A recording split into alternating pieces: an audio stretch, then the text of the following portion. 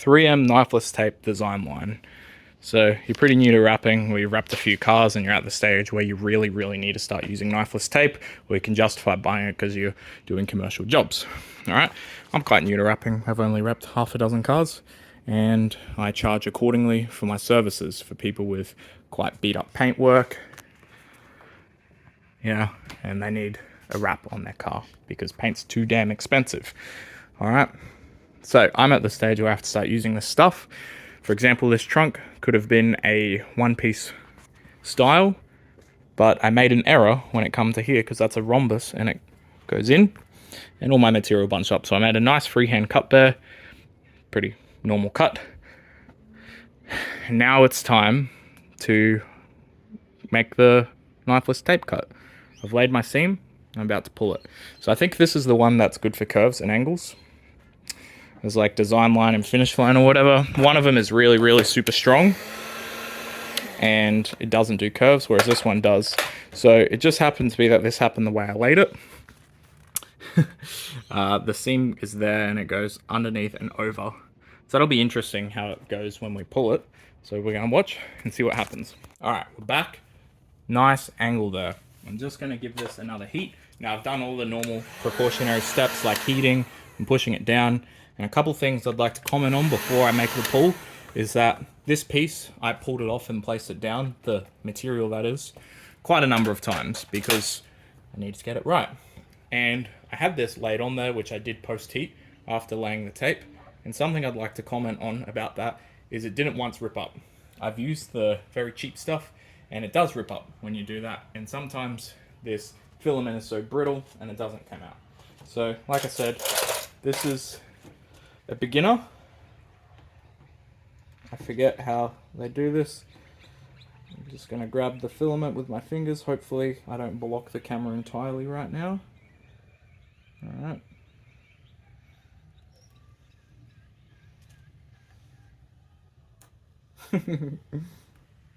I don't have a good enough grip. I'm going to get some pointy nose pliers on there. Alright, I got some pointy nose pliers. I'd really like to reiterate that I'm new to knifless tape, so this is an experience that you may share as well, because the pros make it look super good and amazing and easy, but we're not pros here. So I think you just do that and you put a little tension on it and you pull. Now my pliers are not... Well, this is exactly what happened when I used the cheap filament, the budget brand. It ripped like that. So obviously my technique is not correct. So we need to figure out another way to do this.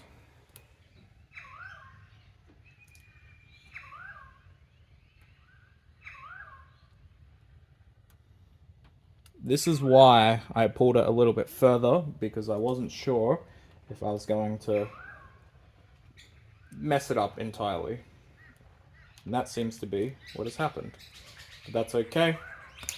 That's why I'm doing this, not you right now. Got my little scalpel. I'm just gonna make some sort of cuts here.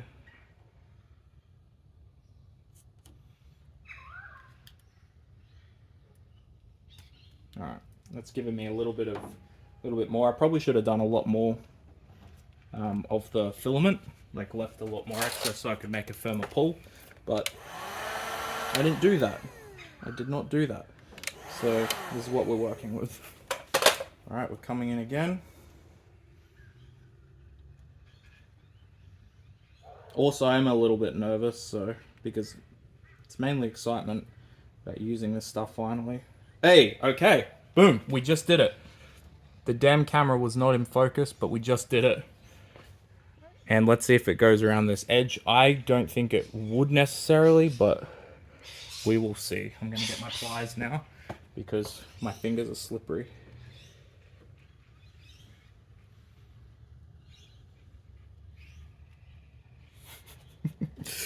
So we've made a little tiny bit of movement. Damn, this is hard.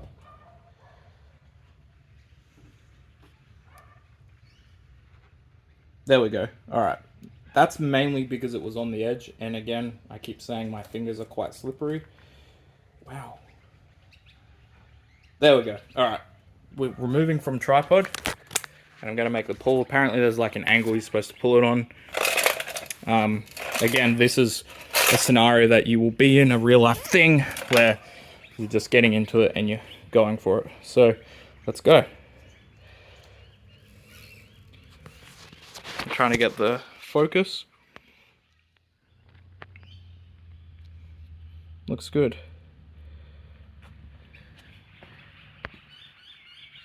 I'm not really caring that it's out of focus anymore. So it's working as we would have anticipated it would work, possibly a little bit better. Cool, nice. I don't think I heated the edge very nicely there, so I'm gonna have to make a little tiny baby cut. But yeah, let's continue. All right, we're gonna remove this piece.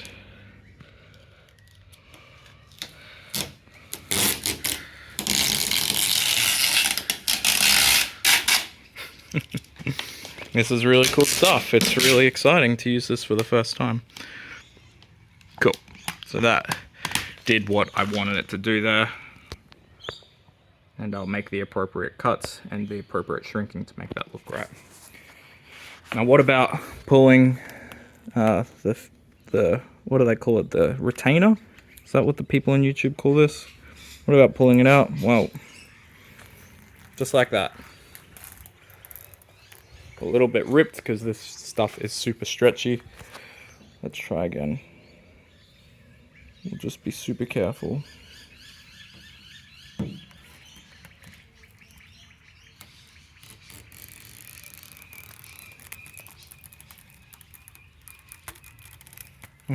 It's definitely doing as advertised. Sorry about the camera angle. This is my first time and I'm holding the camera. Cool. Alright, so I believe now we're supposed to heat it. You're either supposed to press it down with your finger or heat it. I'm just gonna do this.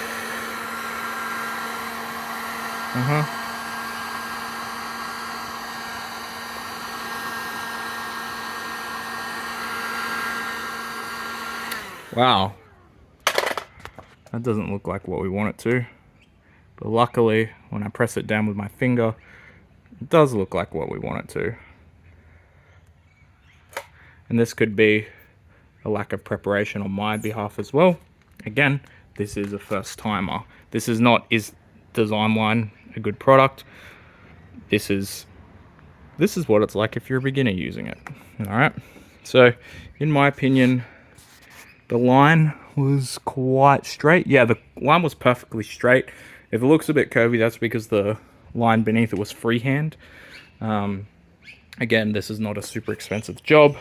This is pretty cool, actually. Yeah, so there you go. 3M DesignLine. Let's get a close-up on the cut it made. That will be impossible because of the film beneath.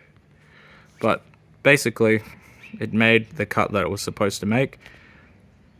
We're very happy with it. Now, my final thoughts on this. Is it better than the cheap product that you can buy on eBay? Well, of course it's going to be. How much better is it? Well, we were able to get that panel done successfully. And the problem that I always had with the cheaper filament, which I have a bit of experience with, is that it tends to be brittle and rip. Now, when you're doing a bumper or even a piece like this, you've laid all your knifless tape and you tug it and it breaks immediately. This one broke, but I would say that's because of user error. So is it worth buying the DesignLine? Well, it could be a case between you having to redo that whole piece.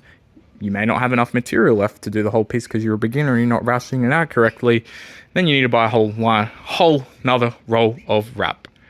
So that's my thoughts on DesignLine. I hope you've enjoyed the video. I think that it's given quite a nice result. Some of it it is a little bit jagged. When you look super closely, let's get that zoom on. You can really hardly tell, even on camera. But yeah, some of it's jagged, and that's for the reason that I stopped and then re-pulled, and obviously that's going to cause some damage. So this is the beginner-friendly video. Thanks for watching.